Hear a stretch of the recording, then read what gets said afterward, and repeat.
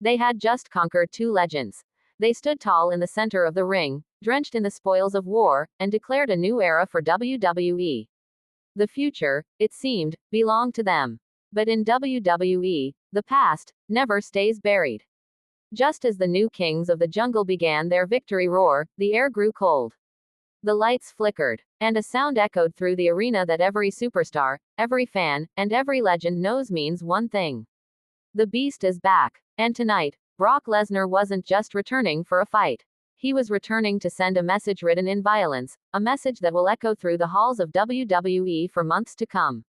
What is up, everyone, and welcome back to the channel. If you thought the landscape of WWE was shifting, if you believe the new generation of monsters had finally taken control, then what you are about to witness will shatter that reality into a million pieces. The main event of SmackDown wasn't just a match, it was a symbolic execution. But the moment it ended, the true reckoning began. We are going to break down the brutal fall of Cody Rhodes and Randy Orton, the shocking, arrogant declaration that followed, and the earth-shattering return of the most dominant force in sports entertainment history. This is not just a highlight reel. This is the story of how one man can single-handedly reset the entire food chain. So, if you're ready for this, smash that like button, subscribe if you haven't, and hit that notification bell because the world of WWE just got a lot more dangerous. Act 1. The Generational Clash, a New Era's Declaration.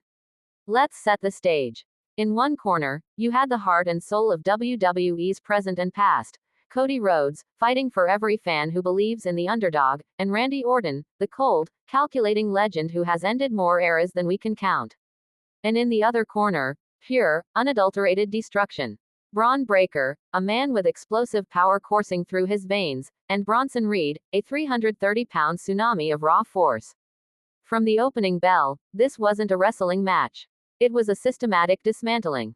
Breaker and Reed moved with a vicious synergy, overwhelming the veterans with a storm of power that seemed unstoppable. Every German suplex from Breaker, every crushing splash from Reed, wasn't just a move, it was a statement. They weren't just trying to win, they were trying to erase the legacy standing across from them. And when the final 3 count hit the mat, the statement was complete. Cody and Orton, two of the most respected names in this industry, were left broken and defeated. Act 2. The victory and the insult. But the victory alone wasn't enough. For Braun Breaker and Bronson Reed, this was a coronation. They stood over the fallen bodies of legends, and instead of showing respect, they poured gasoline on the fire. Breaker, with a look of pure arrogance, leaned over the fallen, American nightmare, Cody Rhodes and screamed those now infamous words, "This is our era now. The old guard is finished." The crowd erupted in a fury of boos, but Breaker and Reed soaked it in like a badge of honor. Reed pounded his chest, a primal roar silencing the haters, marking his territory. In that moment, they truly believed it. They believed the throne was theirs, that the pages of history had finally turned. What they didn't know was that the most terrifying chapter in WWE history was waiting in the shadows, ready to rewrite their story with a single, devastating blow. Act 3. The Arrival, a Predator enters the arena.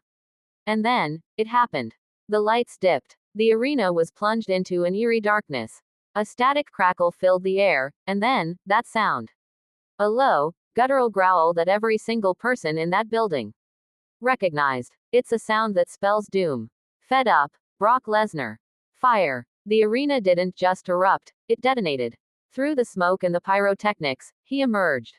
The beast incarnate. Brock Lesnar. Watch the ring. Watch Breaker's face. That arrogant smirk. Gone. Vanished. Replaced by wide-eyed uncertainty. Look at Bronson Reed. The chest-pounding titan. Suddenly looked small. Lesnar didn't say a word. He didn't need to. His walk to the ring was a sermon of violence. Every step was a promise of pain. Breaker, trying to reclaim his courage, shouted, "You think you can stop us, old man?" It was a desperate challenge thrown into the face of a hurricane. And Lesnar's response wasn't with words. It was with motion. An explosive leap onto the apron, the ring shaking under his weight as he entered. The hunter had entered the cage, and his prey was trapped. Act 4. The Demolition, a one-man wrecking crew. What happened next was a masterclass in destruction. Bronson Reed, all 330 pounds of him, charged forward like a bull. And Brock Lesnar, with the effortless precision of a natural predator, simply clotheslined him out of his boots.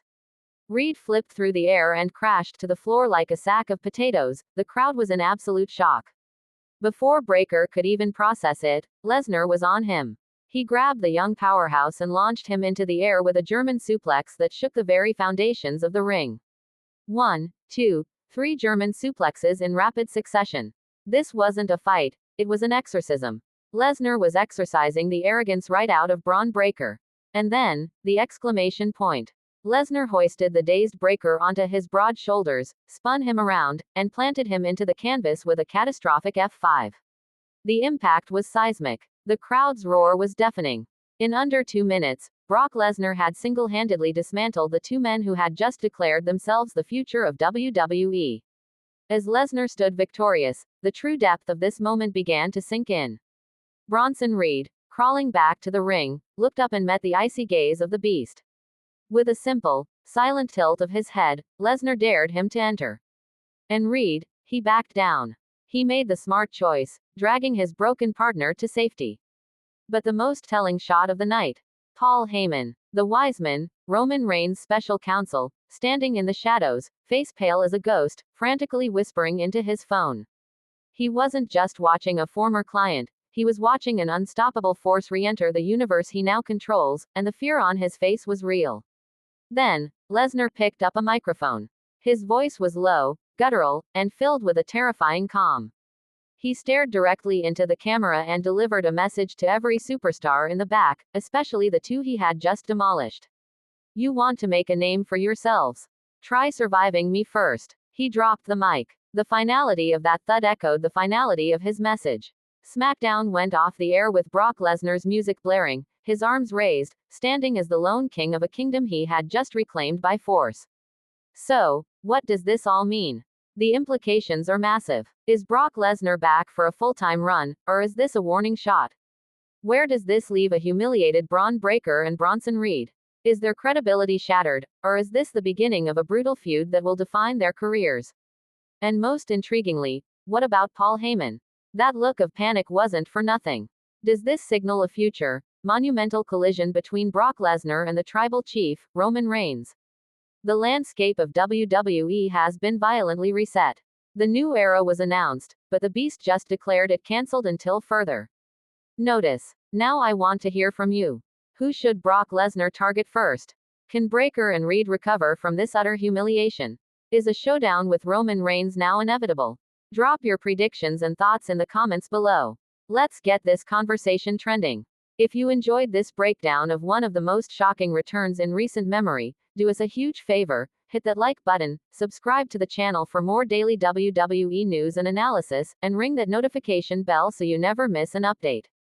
The Beast is back, and you are not going to want to miss what he does next. Thanks for watching. Until next time, stay locked in.